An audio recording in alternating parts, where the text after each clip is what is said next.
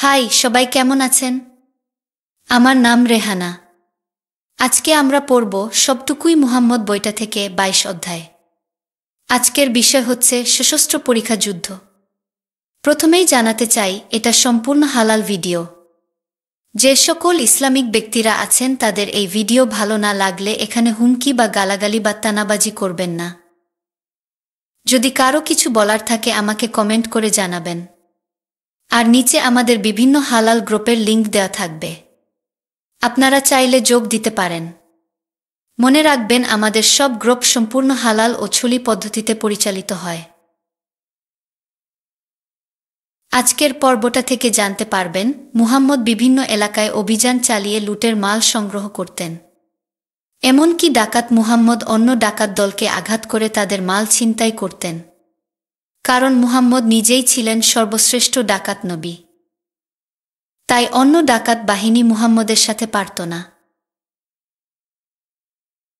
এছাড়া মুহাম্মদ আরেকজন কবিকে হত্যা করেন। মুহাম্মদ মানুষকে ভয় দেখিয়ে ও খুন করে শান্তির ধর্ম ইসলাম প্রতিষ্ঠা করেন, কারণ ইসলাম অনুসারে যদি অমুসলিমদের খুন বা ডাকাতি করা হয় তাহলে প্রচুর ইবাদত নেকি আমল আল্লাহর বিছানার নিচে জমা হয়।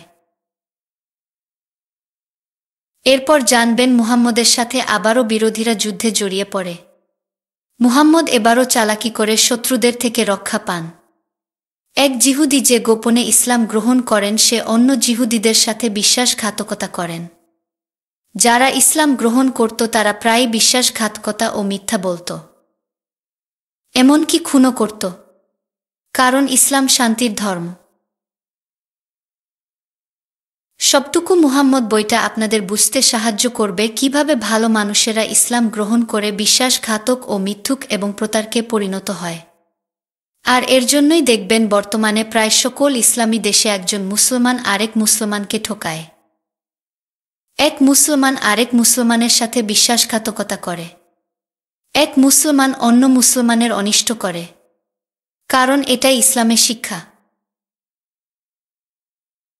একই সাথে আমি যে ব্যক্তিরা সবটুকু মুহাম্মদ বইটা লিখেছেন তাদের অভিনন্দন জানাতে চাই, কারণ তারা এই বইটা তৈরি না করলে আমরা আজকে এই সব সত্য ইসলামী ইতিহাস জানতে পারতাম না। তাহলে চলুন আজকে অধ্যায়টা পড়া শুরু করি। অভিযান ও হত্যাকাণ্ড অব্যাহত ছিল। একটি অভিযানে মুহাম্মদ উত্তর পূর্ব মালভূমির শক্তিশালী গাতফান গোত্রের বিরুদ্ধে 400 লোককে নেতৃত্ব দেন। তিনি তাদের বিরুদ্ধে প্রথমে আক্রমণ চালান এবং সংঘর্ষের পরে তিনি তাদের বেশ কিছু নারীকে করায়ত্ত করেন। ইয়াছরিবের জনসংখ্যা গাতফানের সমানই হবে। তারা ইয়াছরিবের পূর্ব ও উত্তরে বিস্তৃত অঞ্চল জুড়ে ছড়িয়ে ছিটিয়ে বাস করত।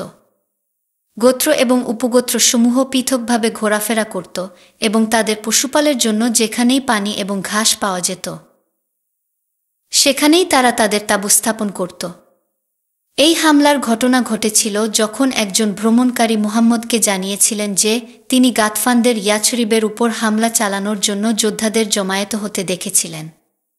মুহাম্মদের এই আক্রমণের বিবরণ অতটা স্পষ্ট নয়, তবে ইসলামিক গ্রন্থে নারীদের ধরে আনার কথা বলা হয়েছে।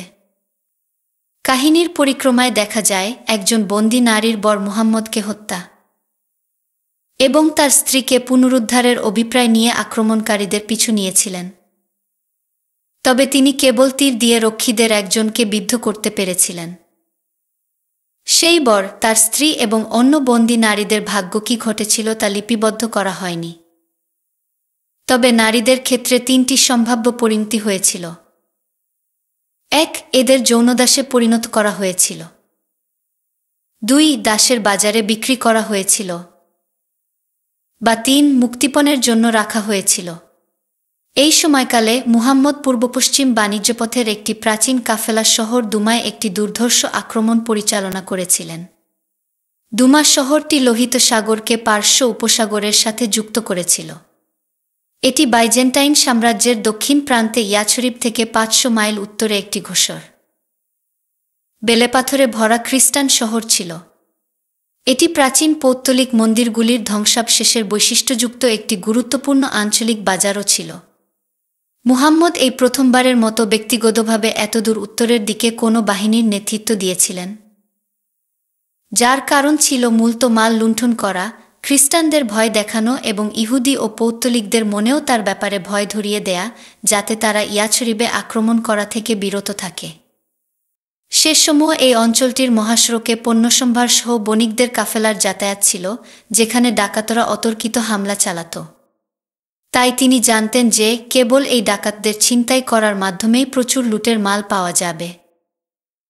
একজন পথপ্রদর্শক মুহাম্মদকে তার 1000 সৈন্যবাহিনী সহ এমন এক উপত্যকায় নিয়ে গেল, যেখানে ডাকাতরা তাদের ডাকাতি করা পশুপাল চড়াচ্ছিল।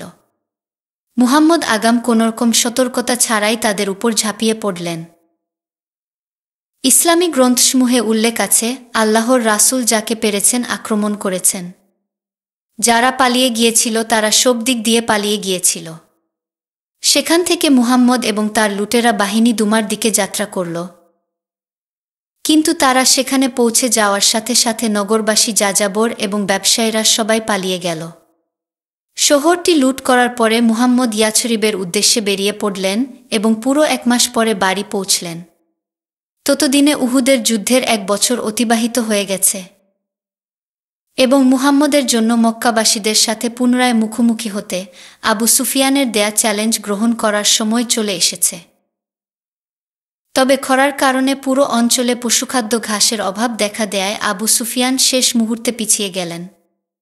এটি মুহাম্মদকে একটি সহজ জনসম্পৃক্ত বিপ্লব করার সুযোগ দিয়েছে, সুফিয়ানের মক্কায় অবস্থানের খবর আগেই জেনে। তিনি বদর প্রান্তরের উদ্দেশ্যে ফাঁকা অভিযানে সুফিয়ানের দেয়া চ্যালেঞ্জ অনুযায়ী তার বাহিনীকে নেতৃত্ব দিয়েছিলেন। মক্কাবাসীরা যেহেতু মোকাবেলা করতে আসেনি, তাই তিনিই বিজয় ঘোষণা করেন, যদিও মুহাম্মদকে একেবারে চিরতরের জন্য শেষ করার উদ্দেশ্যে। আবু সুফিয়ান পরের 1 বছর ধরে ইয়াছরিবে একটি বৃহত্তর হামলার প্রস্তুতি নিচ্ছিলেন। মক্কার নেতৃত্বে ইয়াছরিব আক্রমণ করার উদ্দেশ্যে একটি জোটে যোগ দিতে রাজি করানোর জন্য মুহাম্মদের সাথে শত্রুভাবাপন্ন যাযাবর আদিবাসীদের কাছে মক্কার রাষ্ট্রদূতদের পাঠানো হয়েছিল। তারা সমস্ত আরব জুড়েই আগ্রহ দেখেছে, কেননা মুহাম্মদের জোরপূর্বক ধর্ম চাপিয়ে দেওয়ার অভিযানটিকে তারা সবাই নিজেদের জানমালের নিরাপত্তার হুমকি মনে করছে। মুহাম্মদের শত্রুদের মধ্যে প্রধান ছিলেন বানু নাজির গোত্রের ইহুদিরা। ইয়াছরিব থেকে মুহাম্মদ তাদেরকে বের করে দেওয়ার পরে তারা খাইবারে বসতি স্থাপন করেছিল।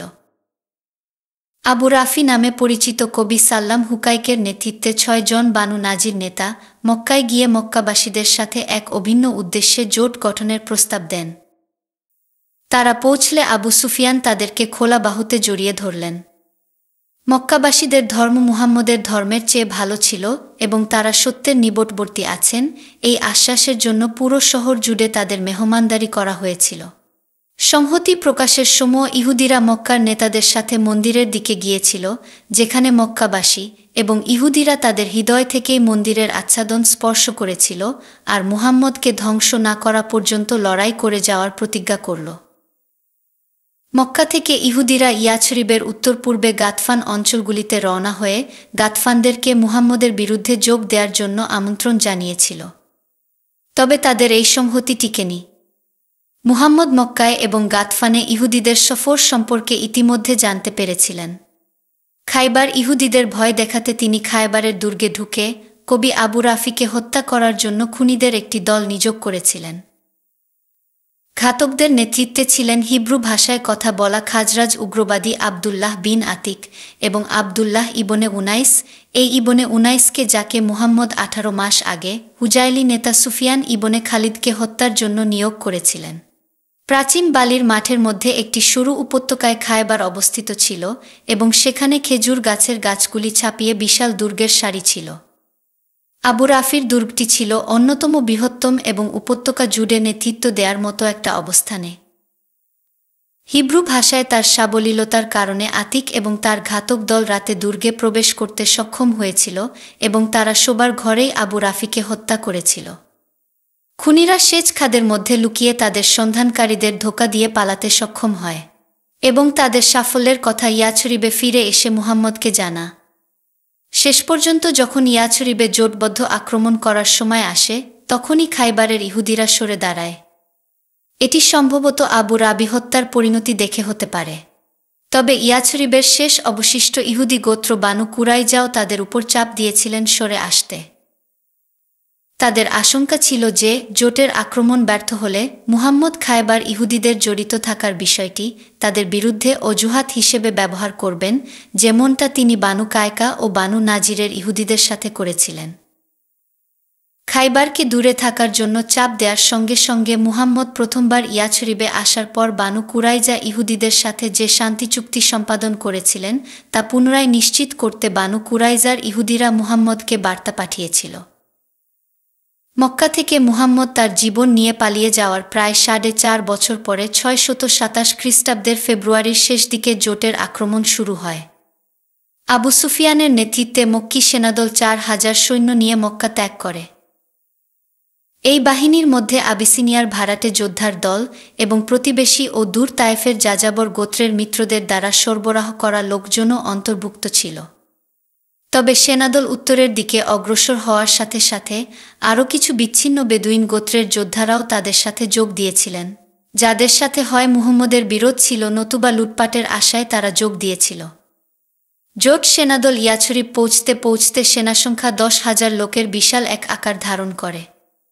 ইতিমধ্যে গাতফানরা 2000 যোদ্ধা নিয়ে উত্তর থেকে ইয়াছরিবের দিকে যাত্রা করেছে।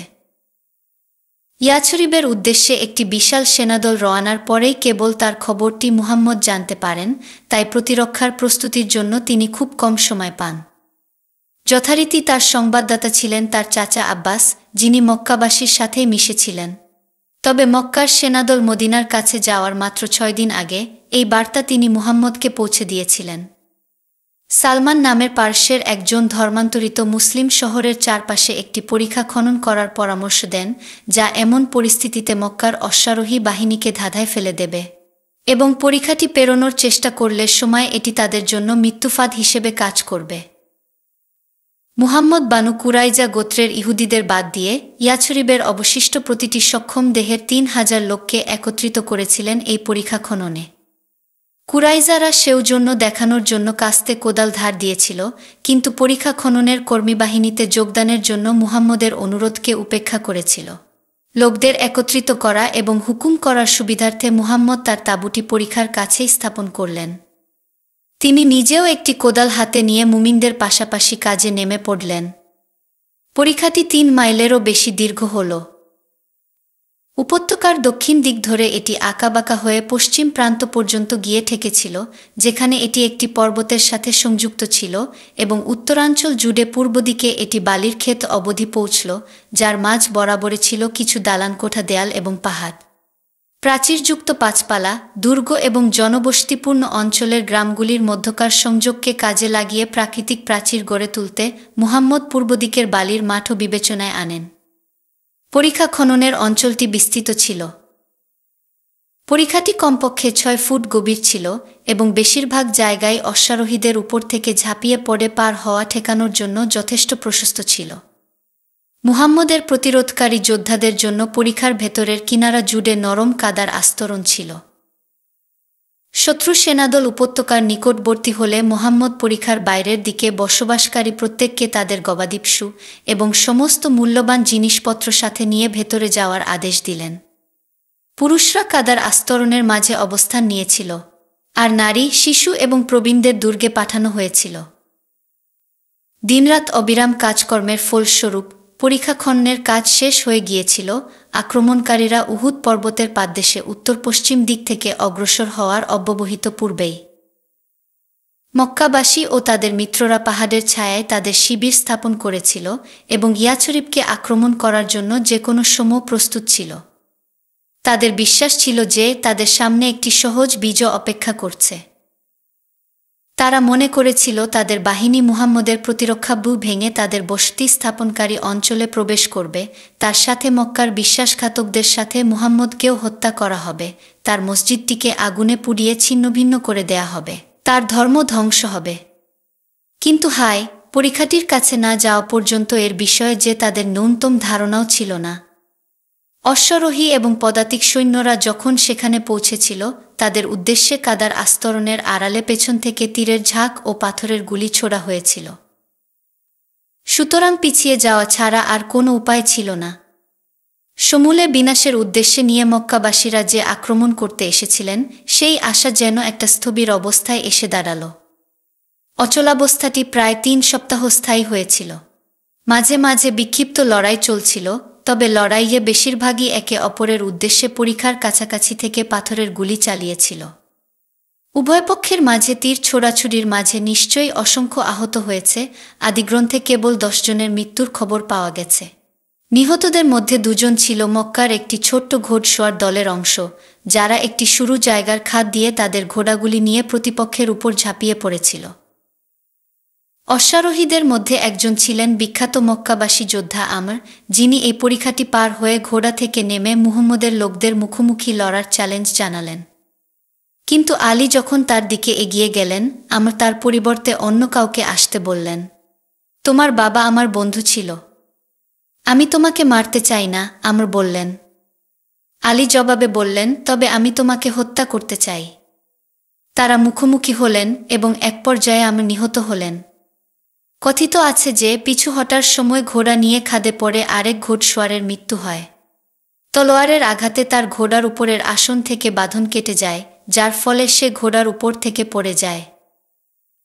মুহাম্মদের লোকেরা তাকে লক্ষ্য করে পাথর ছুটতে থাকে, কিন্তু সে তাদের কাছে অনুরোধ করে যেন অন্তত একটু সম্মানজনক উপায়ে তারা তাকে হত্যা করে। হে আরব, এর চেয়েও ভালো একটি মৃত্যু প্রার্থনা করছি, বলছিল সে। কথিত আছে আলী, আরেকটি সূত্র বলছে, এটা জুবায়ের খাদে ঝাঁপ দিয়ে নেমে তাকে কুপিয়ে হত্যা করে। দুপক্ষের মাঝে পাল্টাপাল্টি আঘাতসহ গভীর রাতে বেশ কয়েকটি হত্যাকাণ্ডের ঘটনাও ঘটে যখন মুহাম্মদের ২ জন পাহারাদার বিপরীত দিক থেকে আসছিল এবং আঘাতের মুখে পড়ে। তারা যে একই পক্ষের তা বুঝতে না পারা পর্যন্ত অন্ধকারে একে অপরের সাথে লড়াই করে যাচ্ছিল। জুবায়েরের মা সাফিয়াকেও একটি হত্যার জন্য দায়ী করা হয়েছিল। যে দুর্গে তিনি আশ্রয় নিয়েছিলেন, সেখান থেকে ইহুদি বলে মনে হওয়া এক ব্যক্তিকে তিনি দেখতে পেলেন, যে দেয়াল টপকে ভেতরে আসার চেষ্টা করছিল। তিনি ছুটে এসে একটি মোটা লাঠি নিয়ে তাকে পিটিয়ে হত্যা করলেন। আহতদের মধ্যে মুহাম্মদের নিকটতম ব্যক্তিদের অন্যতম আউস নেতা সাদ বিন মুয়াজও ছিলেন। একটি তীর তার কবজির উপরে আঘাত করেছিল এবং কয়েক সপ্তাহ পরে এর সংক্রমণ থেকেই তিনি মারা যান।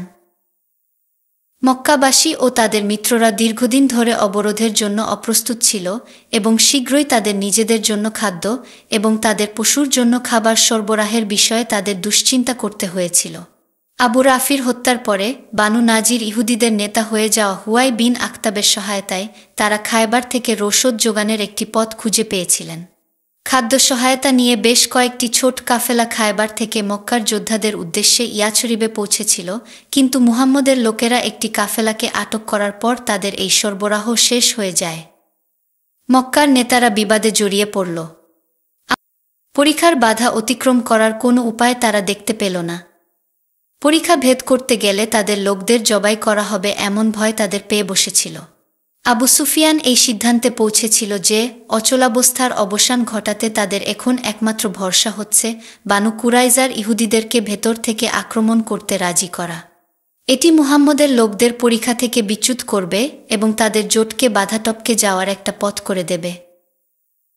বানু কুরাইজার সমর্থন পেতে হুয়াই বিন আখতাবকে প্রেরণ করা হয়েছিল।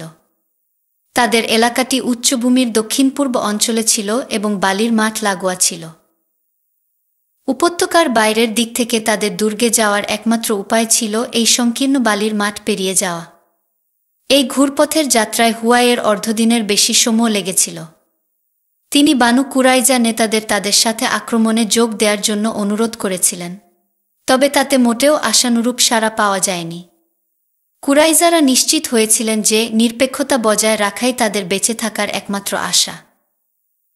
শেষ পর্যন্ত জোটের সংখ্যাধিক্যের দিকে যিনি ইঙ্গিত করে হুয়াই তাদের মন জয় করেন। মক্কাবাসীদের সংখ্যা ছিল অপ্রতিরোধ্য। তারা যদি পরীক্ষা প্রতিরক্ষা ভেঙে ফেলতে সক্ষম হয় তাহলে তাদের বিজয় আর ঠেকায় কে? এবং শেষমেশ মুহাম্মদের মৃত্যু হলে তো আর ইহুদিদের আর তাদের নিরাপত্তা নিয়ে আতঙ্কগ্রস্ত থাকতে হবে না। কুরাইজারা পেছন থেকে আক্রমণ করে মুহাম্মদের ধ্বংসসাধনে মক্কাবাসীদের সহায়তা করতে পারে। তাদের ৭ শতাধিক যোদ্ধাও মাঠে নামতে পারে। তাদের মোকাবিলা করতে মুহাম্মদকে পরিখার কিনারা থেকে তার যোদ্ধাদের টানতে হবে এবং তাতে করে যৌথ বাহিনী মদিনার ভেতর ঢোকার সুযোগ পেয়ে যাবে।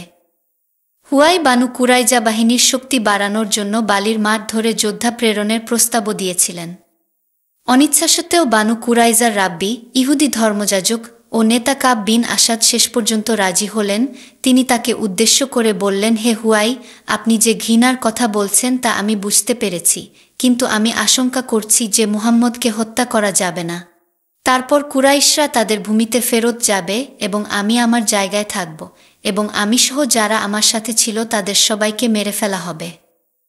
হুয়াই বিন আখতাব প্রতিশ্রুতি দিলেন যে যদি এরকম পরিণতি হয় তবে তিনিও তাদের সাথে থাকবেন এবং একই ভাগ্য বরণ করবেন। মুহাম্মদের সর্বত্রই চোখ এবং কান ছিল, সুতরাং বানু কুরাইজার নিরপেক্ষ অবস্থান থেকে সরে আসার খবর তার কাছে দ্রুত পৌঁছে গিয়েছিল। তারা যুদ্ধের প্রস্তুতি নিচ্ছে কিনা তা জানার জন্য তিনি জুবায়েরকে প্রেরণ করলেন। দূর থেকে সে দেখল যে তারা নারী, শিশু এবং পশুপালকে তাদের প্রধান দুর্গের ভিতর নিয়ে যাচ্ছে এবং পুরুষরা অস্ত্র নিয়ে তৈরি হচ্ছে। জুবায়ের তার পর্যবেক্ষণের কথা জানানোর পরে বানু কুরাইজা নেতাদের জিজ্ঞাসা করতে মুহাম্মদ, আউস সর্দার সাদ বিন মুজাই এবং আরও কয়েকজনকে প্রেরণ করেছিলেন। প্রায় 40-এর কাছাকাছি বয়সী, লম্বা গড়নের, সুঠামদেহী সাদ ছিলেন বানু কুরাইজার প্রাক্তন মিত্র। আউস গোত্রের একটি শাখা সাদের নিজ বংশ, আশাল বংশের দুর্গ এবং গাছগাছালি বানু কুরাইজা অঞ্চল থেকে 2 মাইলেরও কম উত্তরের দিকে ছিল। এক দশক আগে তারা আন্তঃগোত্রীয় যুদ্ধে একে অপরকে সমর্থন করেছিল, খাজরাজ ও তাদের মিত্রদের বিরুদ্ধে কাঁধে কাঁধ মিলিয়ে লড়াই করেছিল। সাদ বিন মুয়াজ কাব বিন আসাদের দুর্গে প্রবেশ করে আল্লাহর রাসূলের সাথে তার চুক্তি ভঙ্গ করার গুজব নিয়ে ইহুদি নেতাদের জেরা করলেন। কাব ইতস্ততভাবে আমতা আমতা করলেন এবং মুহাম্মদের সাথে তার আদৌ কখনো চুক্তি হয়েছিল কি না সে বিষয়ে সন্দিগ্ধ ভাব দেখালেন। সাথে তিনি এও বললেন, এই আল্লাহর রাসূল আবার কে? মুহাম্মদের সাথে আমাদের কোনো চুক্তি নেই। সাদ তাদের সতর্ক করেছিলেন যে তারা যদি মক্কাবাসী ও তাদের মিত্রদের পরাজিত করে ফেলে তবে তারা একটি বিপর্যয়ের পথে নিজেদের ঠেলে দেবেন। কুরাইজার ইহুদিরা নিজেরা মুহাম্মদের বিরুদ্ধে লড়াই করার মতো শক্তিশালী ছিল না, তবে তারা সাদ বিন মুয়াইকে স্মরণ করিয়ে দিলেন যে কুরাইজার লোকেরা 10 বছর আগে খাজরাজিদের কাছে তার আশাল বংশের পরাজিত হওয়া রোধ করেছিলেন। তিনি বলেছিলেন যে বানু কুরাইজার যোদ্ধারা ভয় পাওয়ার কথা ছিল কিন্তু তারা ভয় পায়নি। বৈঠকটি পারস্পরিক অপমান এবং হুমকিতে শেষ হয়েছিল। উত্তেজিত সাদ যা জানতে পেরেছিল সবাই গিয়ে মুহাম্মদকে জানাল। মুহাম্মদের বাহিনীও ছিল মারাত্মক অবস্থায়। শীতের শেষের দিকে এই আক্রমণের সময় ছিল এবং তার যোদ্ধারা শীতার্ত, ক্ষুধার্ত এবং ক্লান্ত ছিল। শত্রুদের বাগাড়ম্বর এবং পরিখার বাইরে তাদের বিশাল সংখ্যা দেখে তারা ক্রমশ আতঙ্কিত হয়ে পড়েছিল, তাদের আত্মবিশ্বাসও হ্রাস পেতে শুরু করেছিল। বানু কুরাইজার বিমাতাসুলভ আচরণের খবরটাও ছড়িয়ে পড়ে এবং মুহাম্মদের সেনারা এখন পেছন থেকে একটি আকস্মিক আক্রমণের আশঙ্কাও করছে। এই উত্তেজনাকর পরিস্থিতি মুহাম্মদের মাঝে ম্যাকিয়াভেলিয়ান প্রকাশ করে এবং শত্রুকে বিভক্ত করার জন্য তিনি মরিয়া কৌশল নিয়ে এসেছিলেন। তার প্রথম প্রয়াস ছিল গাতফানদের কাছে এই বার্তা পৌঁছে দেয়া যে তারা যদি শান্তি স্থাপন করে এবং তাদের গোত্রীয় অঞ্চলে ফিরে যায় তবে তাদের সাথে তিনি সমঝোতা করবেন এবং তিনি তাদেরকে বছরের 1/3 খেজুর উপহার দেবেন। তিনি তাদের কাছে একজন রাষ্ট্রদূত প্রেরণ করলেন, কিন্তু প্রস্তাবটি গ্রহণ করা হলো না। বানু নাজিরের ইহুদিরা ইতিমধ্যেই গাতফানদেরকে আক্রমণে অংশ নেয়ার প্রতিদান হিসেবে খাইবারের পুরো বছরেরই খেজুর দেওয়ার প্রতিশ্রুতি দিয়েছিল। তাদের উত্তরের মরুদ্যানে খাইবারের ইহুদিরা ব্যাপক আকারে খেজুর উৎপাদন করত। ইয়াছরিবের উৎপাদিত খেজুর তাদের খেজুরের সংখ্যার ধারেকাছেও ছিল না। অধিকন্তু মুহাম্মদের লোকেরা তাদের খেজুরগুলো বেদুইন মুশরিকদেরকে গাতফান দিয়ে দেয়াটা ঠিক পছন্দ করছিল না।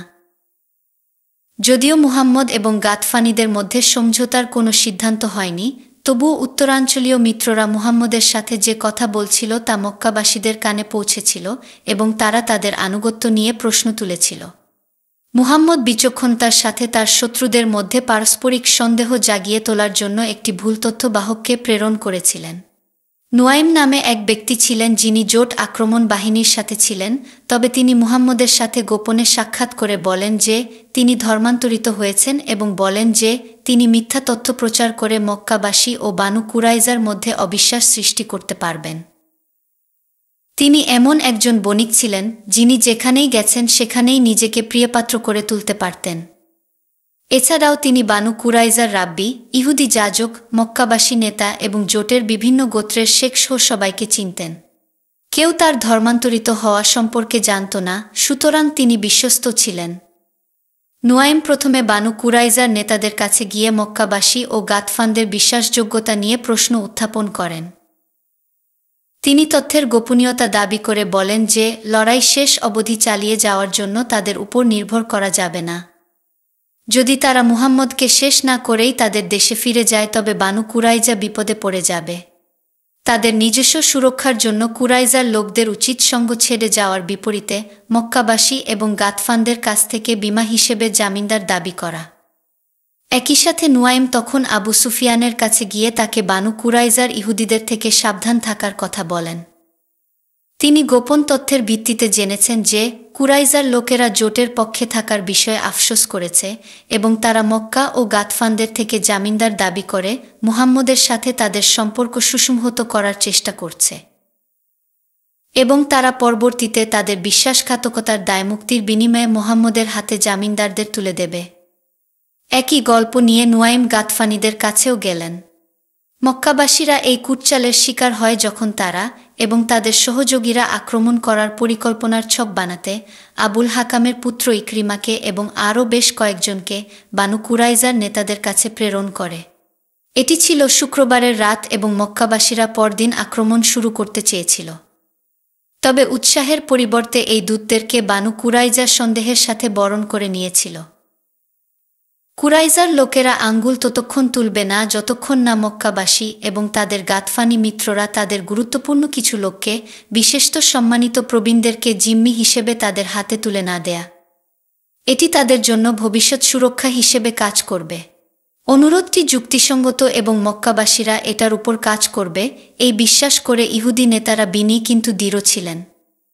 অধিকন্তু তারা শর্ত দিয়েছিল যে শনিবার সাবাত তথা বিশেষ প্রার্থনার দিন হওয়ায় রবিবার আক্রমণটি করতে হবে। হতাশ ইকরিমা তার শিবিরে ফিরে এসে আবু সুফিয়ানকে নতুন এই অগ্রগতির কথা জানান। নুয়াইমের সতর্কবাণীগুলি স্মরণ করে মক্কার নেতা সিদ্ধান্ত নিলেন যে তারা বানু কুরাইজাদের এতটা ছাড় দেবেন না। আবু সুফিয়ান বলে উঠলেন, তারা যদি আমার কাছে একটা ছাগল চায় তবু আমি তা দেব না। আমি আমার প্রবীণ সঙ্গীদেরকেও তাদের হাতে এজন্য দেব না যেন তারা তাদের হত্যা করার জন্য মুহাম্মদের হাতে তুলে দেয়া। নাজির নেতা হুয়াই বিন আখতাব তাদের মধ্যে সমঝোতা করার চেষ্টা করছিলেন। তিনি মক্কাবাসীদের আক্রমণকে আরও একদিন বিলম্বিত করার এবং বানু কুরাইজার সাথে কথা বলার জন্য সময় দেওয়ার জন্য অনুরোধ করেছিলেন, কিন্তু মক্কাবাসীরা তাকে বলেছিল যে বিশেষ প্রার্থনার শনিবারের দিনটি শেষ না হওয়া পর্যন্ত তারা অপেক্ষা করতে পারবে না। জোট বাহিনীর পরিস্থিতি দ্রুত অবনতি হচ্ছিল। তাদের কিছু ঘোড়া এবং উট খাদ্যের অভাবে মারা যাচ্ছিল, তাদের নিজস্ব খাদ্য শেষ হয়ে এসেছিল, তারা শীতার্ত এবং ক্লান্ত ছিল, তারা আর গাতফানদের বিশ্বাসও করতে পারছিল না। তদুপরি আবহাওয়াও খারাপ হয়ে উঠছিল। মক্কাবাসীদের সাথে বৈঠকের পর হুয়াই বানু কুরাইজার ইহুদিদের কাছে গিয়ে মক্কানদের কাছে জিম্মিদের দাবি না করতে এবং প্রার্থনার দিনই যুদ্ধের জন্য সম্মতি জানাতে অনুরোধ করেন, কিন্তু তারা তা প্রত্যাখ্যান করেছিল। হুয়াই আবু সুফিয়ানকে খবর দিতে মক্কাবাসীদের শিবিরে ফিরে এলেন। তারপর বানু কুরাইজায় ফিরে গিয়ে তাদের জানালেন যে মক্কাবাসীও এখন বানু কুরাইজার নিকট জামিনদার দাবি করেছে। বালির মাঠে এবং উহুদ পর্বতমালার পাদদেশের সমভূমিতে যাওয়া আসা বেশ সময়সাপেক্ষ ছিল এবং হুয়াই যখন আবু সুফিয়ানকে জিম্মি করার দাবি নিয়ে বানু কুরাইজার কাছে ফিরে এসেছিল ততক্ষণে প্রার্থনার দিনটির সকাল হয়ে গেল। কুরাইজার লোকেরা জিম্মি বিনিময় ছাড়া প্রতিশ্রুতিবদ্ধ হতে অস্বীকার করেছিল এবং পুনরায় তারা মুহাম্মাদের উপর আক্রমণ করার জন্য পবিত্র দিন শেষ না হওয়া পর্যন্ত অপেক্ষা করার জোর দাবি জানিয়েছিল। প্রার্থনার দিন বিকেলে হুয়াই বানু কুরাইজার জবাব নিয়ে মক্কার শিবিরে ফিরে আসেন। আবু সুফিয়ান যখন এটি জানতে পেরেছিলেন তখন তিনি এটিকে সত্যিই তার সাথে বিশ্বাসঘাতকতার প্রমাণ হিসেবে ধরে নিলেন। ততক্ষণে আবহাওয়া খারাপ হয়ে গিয়েছিল এবং সেই সাথে উহুদ শিবিরের সবার মেজাজও খারাপ হয়ে উঠেছিল।